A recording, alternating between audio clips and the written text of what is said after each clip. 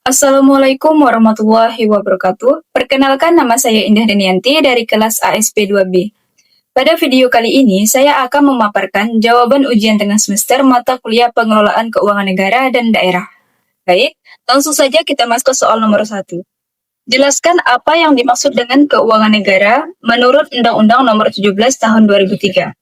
Menurut Undang-Undang Nomor 17 Tahun 2003 tentang Keuangan Negara, keuangan negara adalah semua hak dan kewajiban negara yang dapat dinilai dengan uang serta segala sesuatu baik berupa uang maupun berupa barang yang dapat dijadikan milik negara berhubung dengan pelaksanaan hak dan kewajiban tersebut.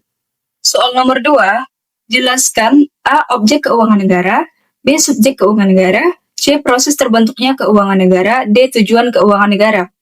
A. Objek keuangan negara adalah semua hak dan kewajiban negara yang dapat dinilai dengan uang, termasuk kebijakan dan kegiatan dalam bidang fiskal dan moneter, dan pengelolaan kekayaan negara yang dipisahkan serta segala sesuatu baik berupa uang maupun berupa barang yang dapat dijadikan milik negara berhubung dengan pelaksanaan hak dan kewajiban tersebut.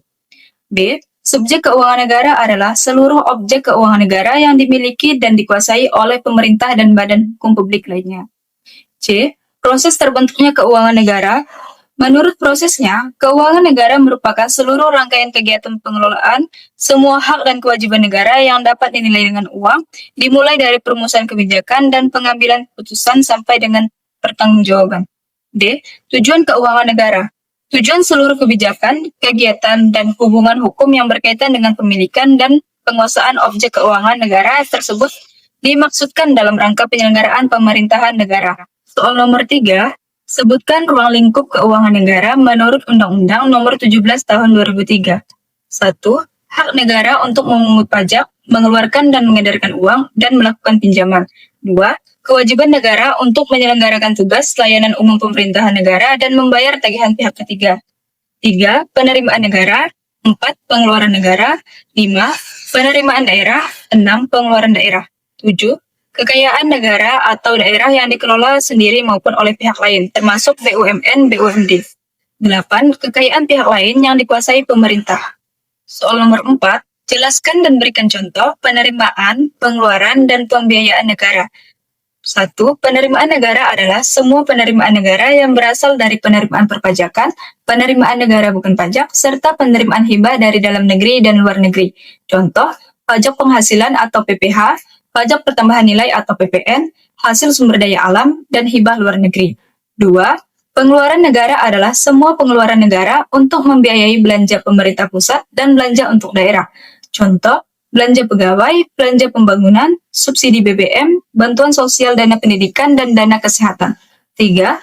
Pembiayaan negara adalah upaya pemerintah menutup defisit anggaran. Contoh, pinjaman luar negeri, utang negara, penjualan aset negara, dan hibah. Soal nomor 5, jelaskan dan berikan contoh bidang keuangan negara. 1.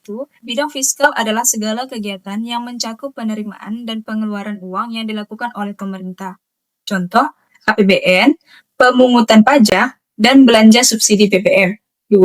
Bidang moneter adalah kebijakan yang dilakukan oleh pemerintah di bidang keuangan yang berkenaan dengan jumlah uang yang beredar dalam masyarakat. Ketetapan mengenai cadangan wajib bank, tingkat diskonto, kebijakan pengendalian kredit, dan kebijakan pasar terbuka, termasuk kurs valuta asing. Contoh, Bank Indonesia menetapkan suku bunga acuan. 3. Bidang pengelolaan kekayaan negara yang dipisahkan adalah kekayaan negara yang pengelolaannya diserahkan kepada perusahaan yang seluruh atau sebagian modalnya dimiliki negara atau yang kita kenal sebagai BUMN atau BUMD. Contoh, pemerintah menyertakan modal ke PT PLN atau menerima setoran laba dari PT Pertamina. Soal nomor 6, sebutkan pihak-pihak pemegang kuasa pengelolaan keuangan negara dan gambarkan alur pembagian kuasa tersebut. Pihak-pihak pemegang kuasa pengelolaan keuangan negara terdiri dari Presiden, Menteri Keuangan, Menteri atau pimpinan lembaga, Gubernur, Bupati atau Wali Kota, dan Bank Indonesia. Presiden merupakan pemegang kekuasaan tertinggi pengelolaan keuangan negara. Menteri Keuangan bertugas sebagai pengelolaan fiskal dan bendahara umum negara. Menteri atau pimpinan lembaga bertugas sebagai pengguna anggaran. Gubernur, Bupati, atau Wali Kota mengelola keuangan daerah atau APBD.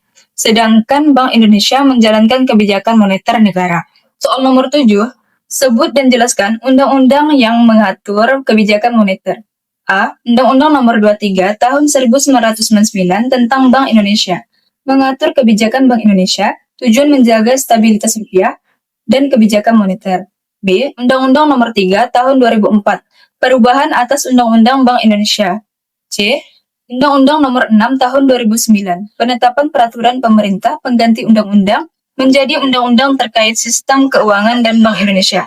Kebijakan moneter meliputi 1. Pengaturan suku bunga, 2. Operasi pasar terbuka, 3. Giro wajib minimum, 4. Pengendalian inflasi. Soal nomor 8, buat bagan hubungan subjek pengelola keuangan negara. Hubungan subjek pengelola keuangan negara menunjukkan pembagian kewenangan pengelolaan keuangan negara dari Presiden kepada pejabat-pejabat yang diberi kuasa, baik di pusat maupun di daerah. Presiden memberikan kuasa kepada Menteri Keuangan sebagai pengelola fiskal dan bendahara umum negara. Selain itu, Presiden juga memberikan kuasa kepada menteri atau pimpinan lembaga sebagai pengguna anggaran, serta kepada gubernur, bupati, dan wali kota untuk mengelola keuangan daerah atau APBD. Dalam bidang moneter, Bank Indonesia berperan melaksanakan kebijakan moneter negara, seperti menjaga stabilitas nilai rupiah dan mengatur jumlah uang beredar. Soal nomor 9, jelaskan paradigma baru dalam pengelolaan keuangan negara. Paradigma baru pengelolaan keuangan negara menurut Undang-Undang Nomor 17 Tahun 2003 meliputi 1. Akuntabilitas berbasis kinerja. Anggaran harus menghasilkan output dan manfaat nyata. Contoh, anggaran pendidikan harus meningkatkan kualitas pendidikan. 2. Transparansi. Pengelolaan keuangan harus terbuka kepada masyarakat. Contoh, publikasi APBN dan laporan keuangan pemerintah. 3. Profesionalitas. Pengelolaan dilakukan oleh SDM yang kompeten. 4. Penganggaran terpadu. Menggabungkan anggaran rutin dan pembangunan. 5. Penganggaran berbasis kinerja. Anggaran disusun berdasarkan target hasil. 6. Check dan balance. Adanya pemisahan kewenangan antara Menteri Keuangan, Menteri Teknis, DPR, dan BPK. Sekian jawaban dari saya. Wassalamualaikum warahmatullahi wabarakatuh.